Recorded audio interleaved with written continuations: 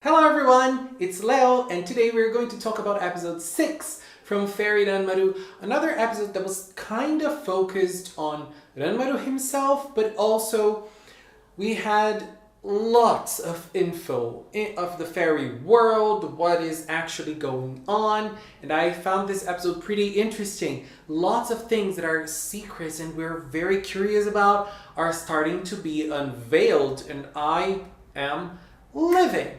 Right at the start of the episode, we see Juka and the other guys working in the bar. The bar is now famous. Lots of girls are coming to the bar because the boys are cute. And Takara is charging a lot and they still pay. They complain a little, but they still pay because they're handsome boys. It didn't, I thought that scene was a little disconnected because it doesn't connect to the rest of the episode, but it's kind of important for some reasons. The first one is that we see that they get a lot of money, and then the other boys start saying, it's not really important, we're fairies, we don't need money. And Takara says, it's important in the human world, but not only that. After that, they started talking about the attachment and why do they need to collect attachment? And that's when money comes into play, because Takara said, the attachment is to the fairy realm what money is to the human world. Obviously, he made this comparison just for the sake of connecting the two arguments of the episode, but it works differently because it seems that the attachment is really important for the fairies' existence. They really need the attachment. And we learned that the fairy realm right now is suffering a lot. Everything seems to be destroyed. Something have happened, and we kind of know what it is now. But they need to restore the fairy realm to its former glory. That's why they're collecting attachments. That's why they chose the most important fairies or the strongest fairies out of each and every clan. Is it actually like that?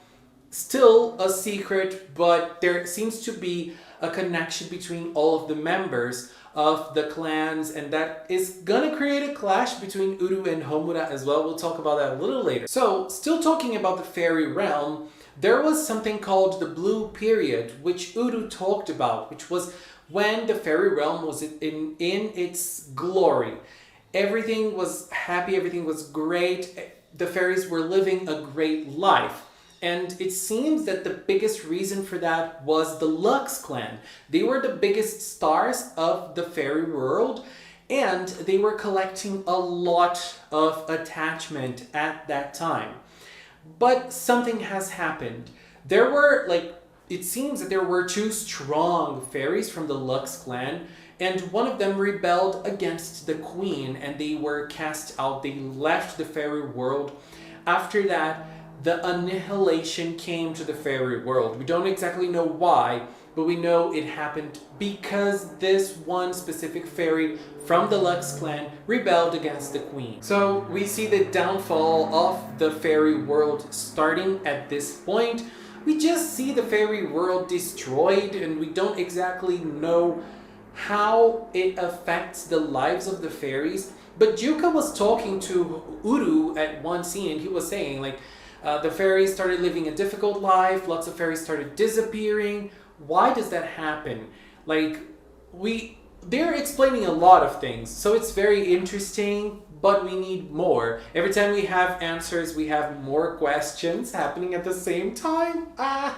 Confusing, and I think that is one of the things I'm loving the most about Fairy Ranmaru. Really, it keeps us coming back for more because the story is very interesting, peculiar, different, and it's very hard to see where it's gonna go. But I have my hunch. So, we also have an interesting scene between Takara and Ranmaru. They were both talking, and Takara looked at Ranmaru and said, well, we know there is something between you and Sirius. When are you gonna talk to us about that? What is the deal? What's the tea? And Ranmaru looks at him and says, what are you talking about? I have no idea what you're talking about. And look, it's kind of clear, I think. The narrative at this point is kind of clear. We know that Sirius is the guy that appears in the shadows. We know that he is behind the attack on the humans that is causing all the turbulence of the series. But that is all we know about him. The thing is, Ranmaru doesn't know who Sirius is, so he doesn't remember. But Takara knows that he had a partner in the fairy realm. Why doesn't Ranmaru remember that? What happened to him? Is this a work of the Lux clan for him to come to Earth and come clean, not knowing what happened? Is this a work of the queen of another clan? What is going on?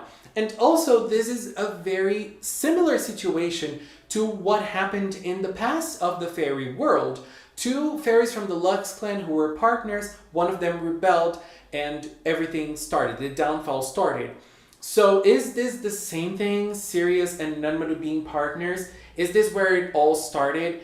Are they descendants of those fairies from the Lux clan? What is going on? But it's clear that those two are very responsible. Maybe not responsible, but their stories are intertwined to what happened to the Lux clan. Also in that scene where Juka was talking to Homura and Uru, they started noticing some things that were kind of similar to each of them. They're all the descendants of the heads of the clans, but they didn't know that about each other. I thought it was pretty clear, but they didn't know that about each other.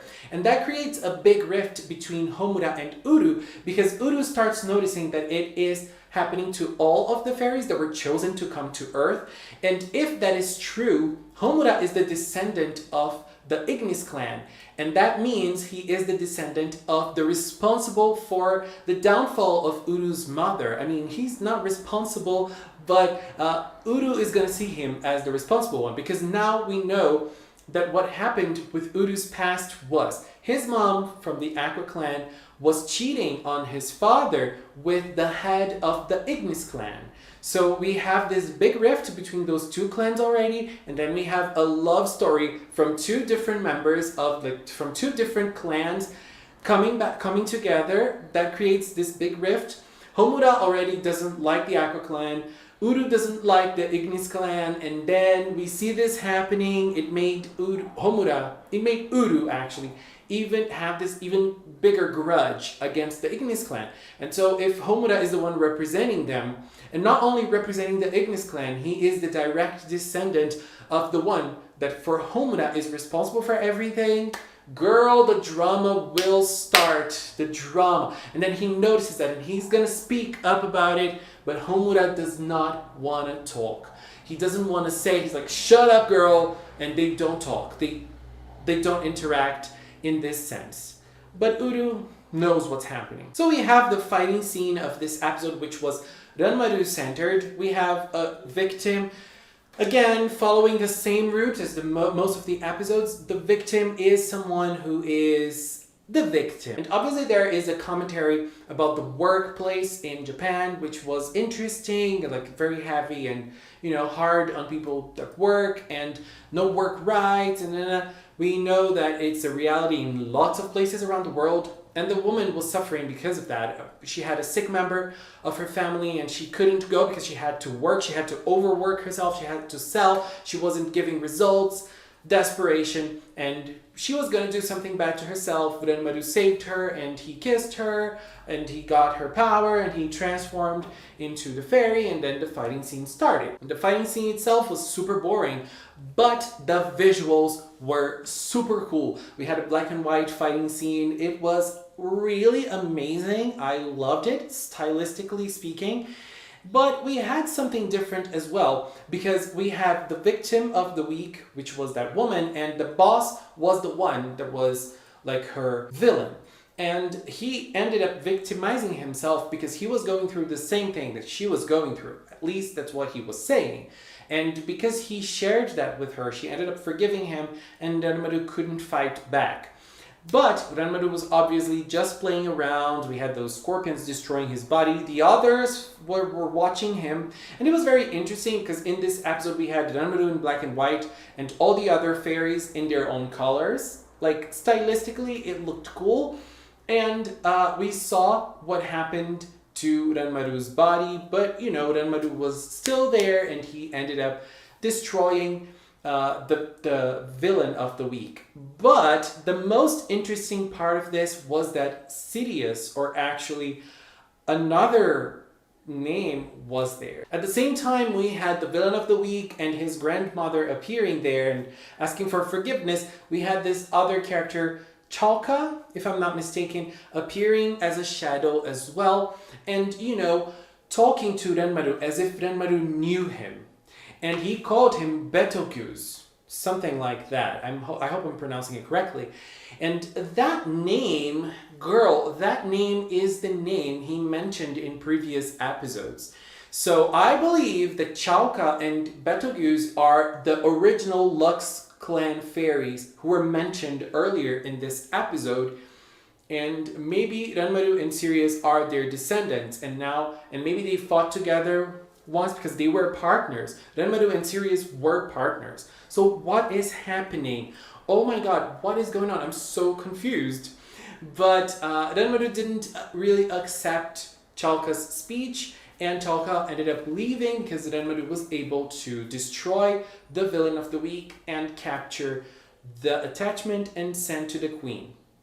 We had a scene with the queen. Everything seems very suspicious. The queen wants them to destroy Sirius. It seems that Sirius left his name behind. Maybe it was Chalka, which was his identity prior to the events of Fairy Ranmaru, like the betrayal of the queen. Maybe that was his name and now he's going by Sirius. I don't know. And then she said that now that he left his name and identity behind, kill him. Kill him. No stopping him right now. And this queen, she was suspicious from day one, right? And now that she wants to kill this fairy, maybe she wants to silence this fairy? What is happening? Girl, what are your plans? I'm so curious. And there seems to be a disconnection between her and the butler. Their ideas don't come together. Butler feels very weirdly about things she's saying in this episode. Why? Curious. I'm curious. And so then at the end of the episode, everything ends up well for the girl who was working. I mean, she lost her grandmother, but she was still able to visit her, and she was still able to be there at her last moment. And we also had a scene with Ranmaru and the other boys, and Ranmaru saying that he is always going to save people who are desperate and people who have problems in their hearts. And Duka was like, oh my god, he's so cute. But the interesting point of this was, at the end of the episode, Homura looked at Uru. No, it was the other way around. Uru looked at Homura with glaring eyes. So yes, Uru is holding this strong grudge against Homura, and it's probably going to play a big role in the next episodes of Fairy Ranmaru, and I cannot wait. So family business is coming. Also, another thing that proves, me going back to other topics, another thing that proves that the Lux Fair, the villain is from the Lux clan, is the door that he goes back, that he leaves the fighting scene when Ranmaru was fighting. It was clearly a Lux clan door, kind of like the Ranmaru door as well. But it was a little darker because, well, he is like a corrupted Lux fairy. He's a corrupted Lux fairy. Anyways, this was my view on episode 6. I'm trying to connect the dots here. Everything feels very interesting, and I am really liking Fairy Ranmaru. I really hope that we see the boys fighting together. I really want to see them, all 5 of them fighting. Aren't we gonna see that? That is so weird. That is super weird. It's a choice that they're doing. It's a stylistic choice they're going for. I don't think I like it. But you know, apart from that, the story is really bringing me in. So I am sold. What about your opinion? Please leave a comment. Let's keep talking about Fairy Ranmaru. Curiosity is killing me. Anyways, guys, that was it. I want to take this little time to thank the members of the Magical Cinema channel. If you are a member, I really, really appreciate your support. I really appreciate that you believe in Magical Cinema. And if you've watched up until now, thank you so much as well. Thank you so much for watching. And until next time, bye-bye.